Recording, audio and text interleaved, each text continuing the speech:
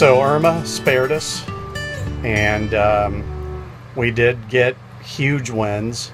I'll show you a couple of things. I'll do a run around the outside and show you a couple of other things that are pretty crazy stuff that I've found.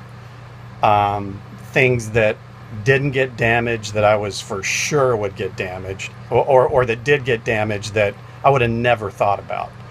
But all in all, she's in great shape.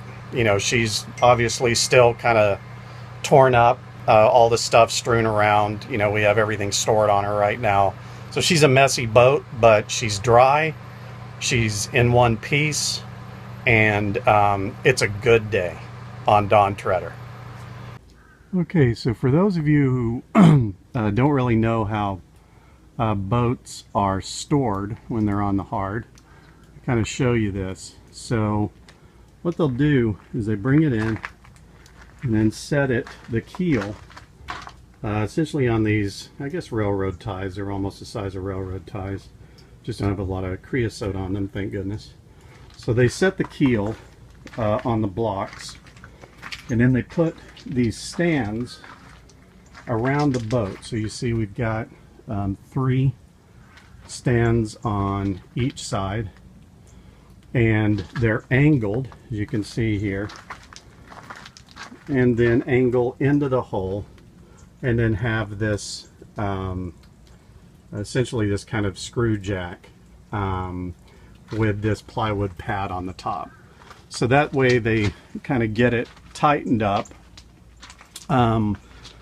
But essentially, and then you see that last one up there, up near the forward side in the center of the hole there. So you know, what they're trying to do is basically balance the boat without putting too much pressure and distorting the hull. So they don't want to, you know, just crank it up really hard and start kind of pressing the hull in. And then to keep things from sliding, you see this chain is run between the two, and another chain that goes under the keel, and then finally another chain that runs across. So everything here is kind of held in place with the chains, but you know, essentially the boat is balanced on its keel with these stands. And the fact that all these boats made it through Irma on these stands kind of shows you how well they work. It amazes me. You see the boat across the way there with the yellow straps. So some people put those straps on to stabilize the boat even further. But most of them here in the yard don't have that, the straps. Just a few of them do. I had called and asked to get straps on DawnTreader, but kind of too late. They were already busy with all the other boats. So these boats dealt with 100-mile-an-hour winds. It looks like pretty easily.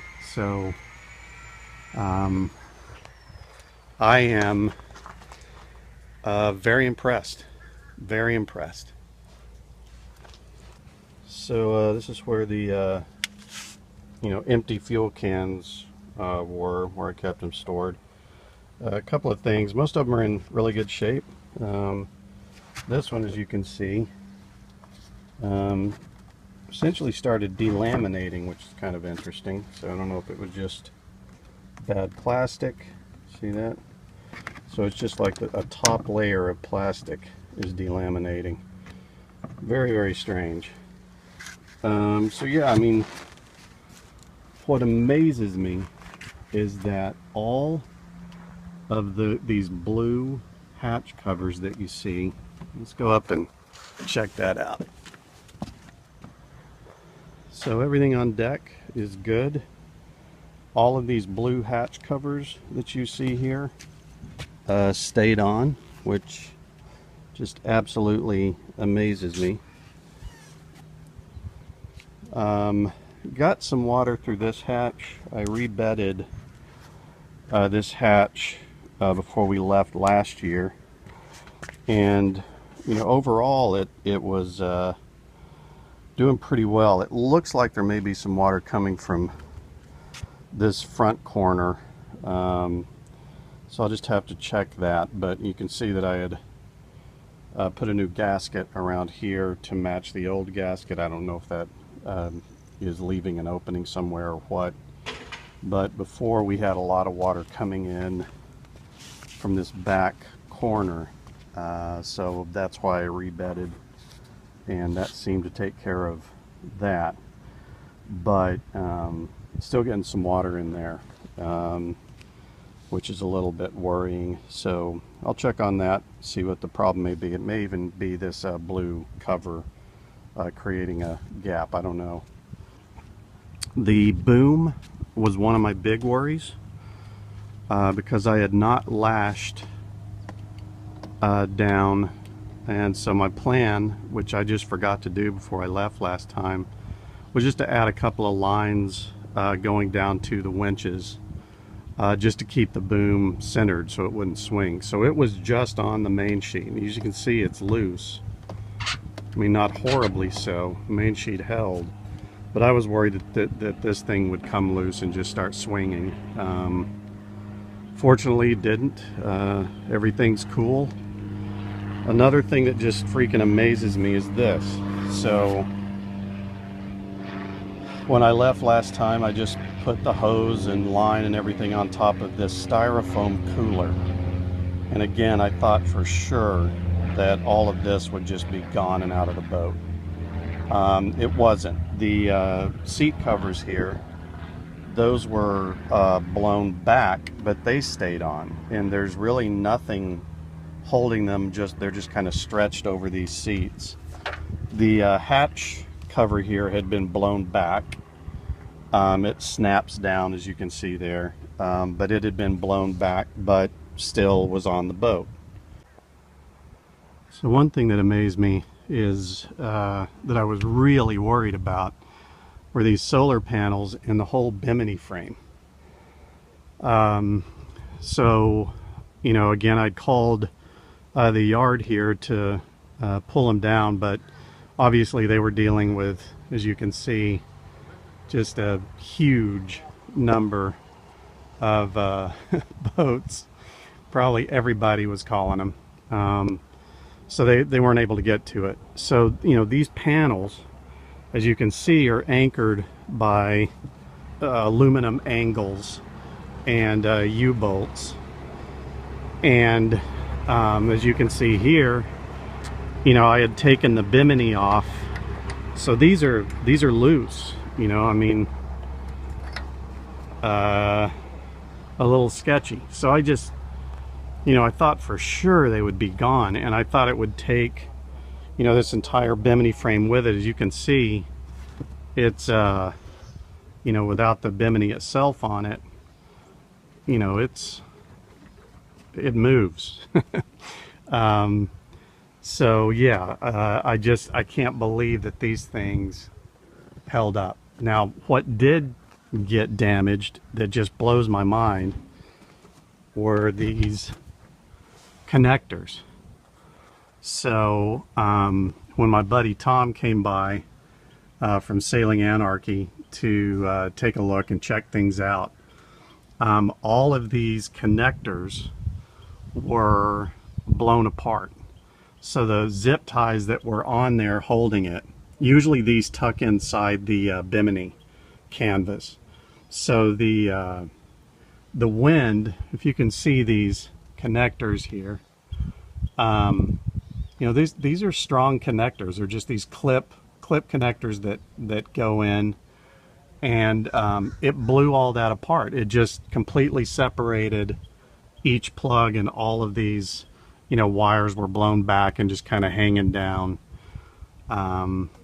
So all of this stayed on the boat. but the wind was enough.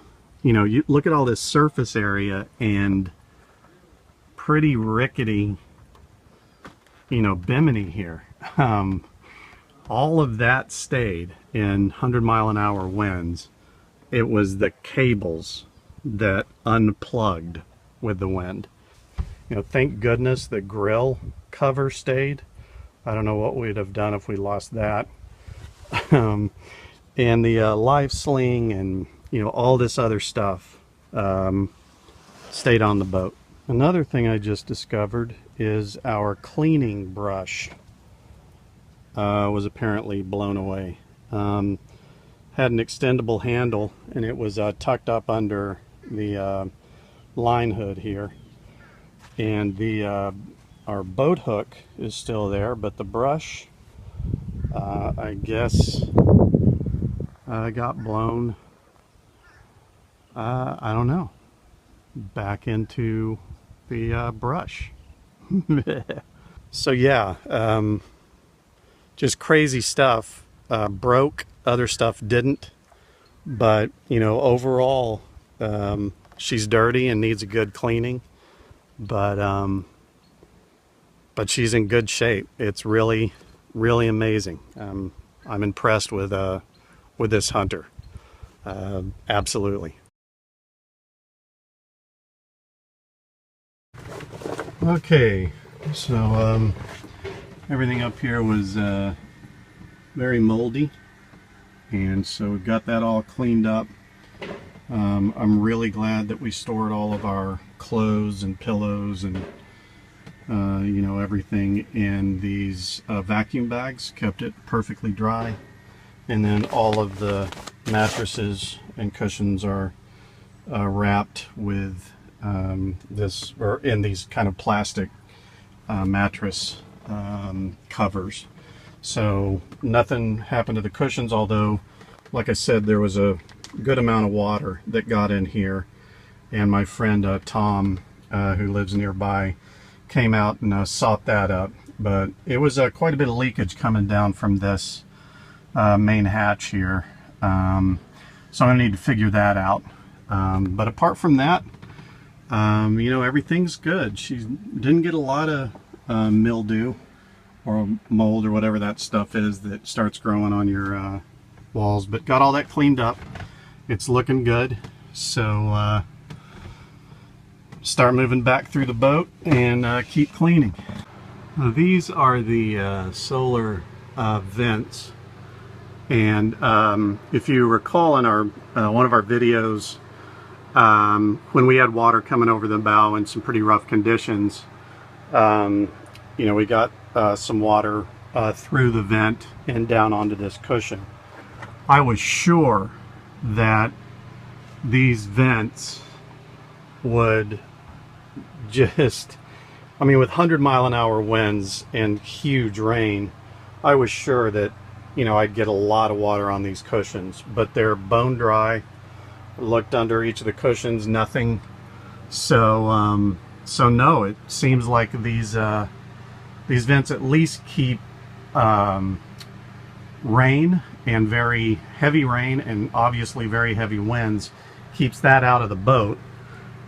It's just if you're getting waves on deck, you better have those sealed somehow.